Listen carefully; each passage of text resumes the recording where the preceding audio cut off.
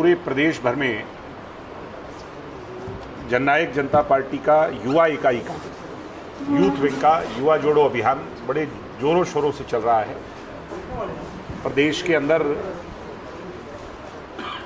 आज की सरकार से त्रस्त होकर, परेशान होकर, प्रताड़ित होकर प्रदेश की नौजवान पीढ़ी विकल्प के तौर पर अपना भविष्य जननायक जनता पार्टी में और अपनी आस्था नेता के तौर पर दुष्यंत सिंह चौटाला में व्यक्त कर रही है। तकरीबन 8 जिले हमने कवर कर लिए।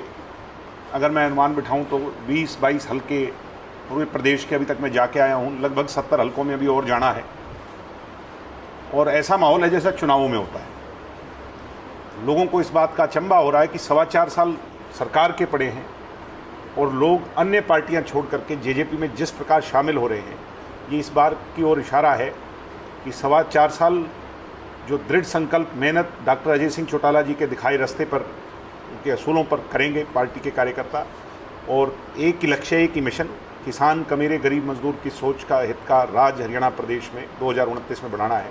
और उसके लिए आज से ही युवा साथियों ने इस बोझ को अपने कंधों पर उठाने का मन बना लिया। तो बहुत अच्छा, चारों तरफ बड़ा अच्छा माहौल है।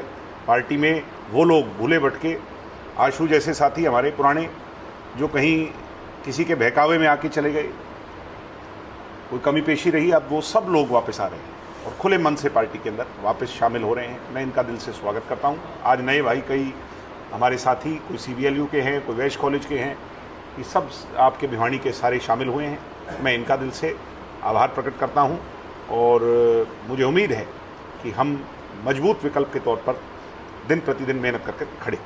भाई साहब, आप हर बार कहते हैं कि भूपेंद्र सिंह हुड्डा की कहीं ना कहीं सेटिंग थी बीजेपी, उसकी वजह से कांग्रेस भी हारी थी या अभी भी है? वो तो आप बताओगे ना। क्या मैं तो कह रहा हूँ अभी भी है। किस तरह से है सर? उसकी किस तरह की, उसका कोई यार, आप पत्रकार हो, पत्रकार की तो एक आंख ज़्यादा होती है।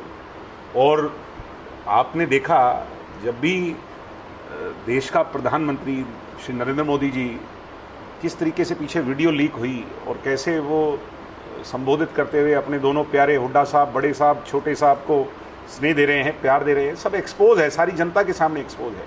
कैसे प्रदेश की 70 टिकटें जो इसने हुड्डा साहब ने बांटी, उसके अंदर जयप्रकाश जो इनका सांसद है, उसने खुले मन से कहा कि हम 70-80 सीटें जो जीत रहे हैं, लोग कह रहे हैं इतनी सीटें ना जीतें, हम कम जीतना चाहते हैं। बहुत बारी बातें एक्सपोज हुई और ईडी के, CBI के केसेस पे आज तक जो लैंड के स्कैम का मामला हो, चाहे पंचकुला की ज़मीन का मामला हो, कोई कार्रवाई नहीं हुई जो है ना।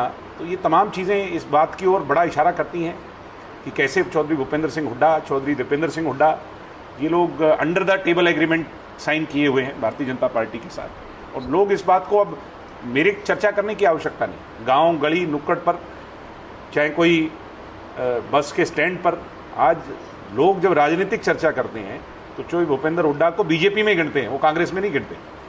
बीजेपी के जो नेता हैं बड़े बड़े, वो तो कहते हैं कि पूरे प्रदेश के अंदर विकास कार्य करवा रहे हैं, हालांकि उनके विधायक और मंत्री कहते हैं कि उनकी चलती नहीं है।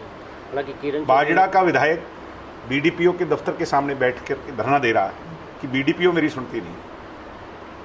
भिवानी जिले के लोगों ने तो चंडीगढ़ की कुर्सी पर निशाना साधा है, यहाँ के मुख्यमंत्री रहे हैं, यहाँ के लोग चंडीगढ़ पर राज करना जानते हैं।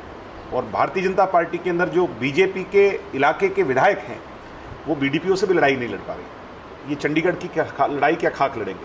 इसलिए बहुत कमज़ोर लोग हैं।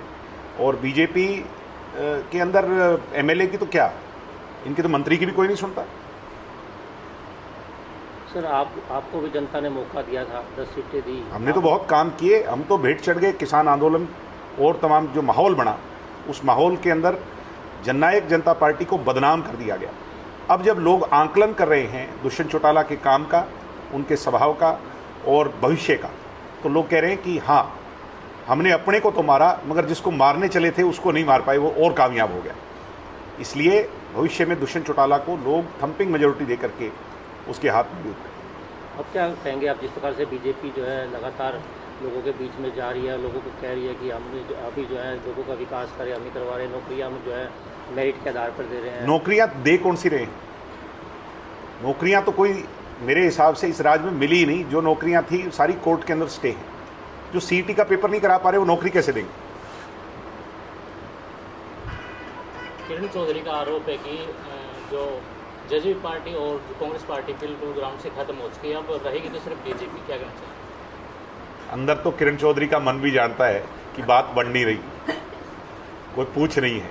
किरण चौधरी ने ऑफ द रिकॉर्ड किसी को कहा है कि मेरी बेटी तो चाय बिस्किट वाली मंत्री है, चाय पी लो और बिस्किट डुबो डुबो खाए जाओ, काम करो, कोई पूछ नहीं। उन्होंने तो एक मंच पे कहा था कि मेरी तो खूब चल रहा है, इस तरह के हरियाणवी लहजे। कहना पड़े तो और क्या करें, अपनी वो तो रखनी है लोगों में, तो कहना तो पता नहीं क्या क्या पड़ता है राजनीति में मंच पर, मगर अंदर उनकी आत्मा ये जानती है भाई जली तो मैं गई, इससे बढ़िया तो विपक्ष में ठीक थी, कोई अधिकारी सुन तो लिया करते थे। बार बार जो है बीजेपी के जो प्रदेशाध्यक्ष है वो कह रहे हैं कि कांग्रेस और जेजेपी और इन लोगों के बहुत से नेता जो हैं वो बीजेपी में आने वाले हैं जल्दी, इस तरह की बातें वो कर रहे हैं। ऐसा है, इनेलो और कांग्रेस का तो इनेलो और कांग्रेस वाले जाने, हमारे यहाँ तो लोग आ रहे हैं। कभी ऐसा आपने देखा है कि 4.25 साल पड़े हों और पार्टी संघर्ष के दौर में हो और पार्टी के अंदर दिन प्रतिदिन लोगों की आस्था शामिल हो रही हो? ये वो दौर की ओर इशारा कर रहा है कि लोग विकल्प के तौर पर जननायक जनता पार्टी को आगे अपना परिवार बनाएंगे। देखिए, आप काफ़ी गांव में गए हैं और गांव में जाने के बाद लोगों की समस्याएं भी आपके सामने आए होंगी, तो कौन सी समस्याएं ज़्यादा देखने को मिली? समस्या ही समस्या है जी। आज बीपीएल के कार्ड काट दिए, आज कानून व्यवस्था का ढिंढोरा पिटा हुआ है। कानून व्यवस्था का तो मेरे हिसाब से यूपी बिहार जैसा जंगल राज है हरियाणा प्रदेश के अंदर, बहुत सारी समस्याएं हैं। तो हर वर्ग इस सरकार से दुखी है, युवा दुखी है, बेरोजगारी सबसे बड़ी समस्या है, नशा सबसे बड़ी समस्या है, और प्रदेश को युवा सशक्त और इस दिशाहीन प्रदेश को, आज जो दिशाहीन प्रदेश हो गया हमारा, उसको दिशा देने वाला नेतृत्व चाहिए, प्रोग्रेसिव लीडरशिप चाहिए, जाति पाति पर भेद ना करे और सही दिशा में प्रदेश को आगे ले जाए, ऐसा नेतृत्व।